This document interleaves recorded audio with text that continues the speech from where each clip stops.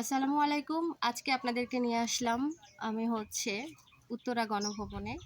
আর উত্তরা গণভবনের এখানে এটা হচ্ছে রানীর ঘাট।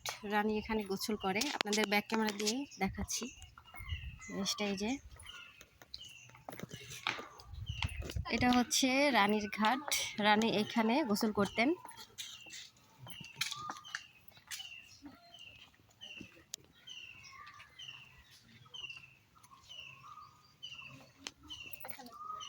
এই সেই ঘাট,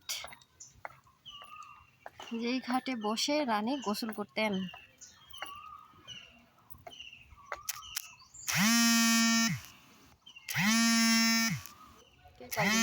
রানীমহলটি ছিল সংরক্ষিত।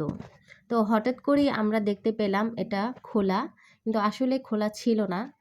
কোনো কারণে দরজাটা খুলে গিয়েছিল, তো পর্যটকরা ঢুকে গিয়েছিল, তো সেই সুবাদে আমরাও ঢুকে গেলাম।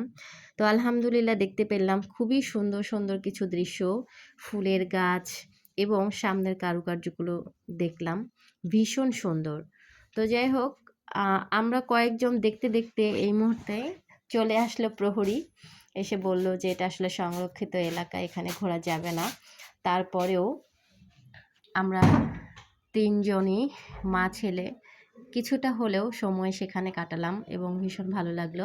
দেখতেই পাচ্ছেন রানী মহলটি ভীষণ সুন্দর। রানী যেখানে থাকতেন আর কি, রানীর গোসলখানা থেকে শুরু করে বাগান থেকে শুরু করে সবই দেখলাম আলহামদুলিল্লাহ, ভীষণ ভালো লাগলো। তো এই সময়টায় আমার ছেলেও ভীষণ মজা করছিল, আর প্রচণ্ড রোদ ছিল, রোদের মধ্যে হাঁটা যাচ্ছিল না। তো আমার ছেলে হাতে একটা খেলনা নিয়ে ঘুরতেছিল রোদের মধ্যে, তো ও এনজয় করতেছিল মাশাল্লাহ।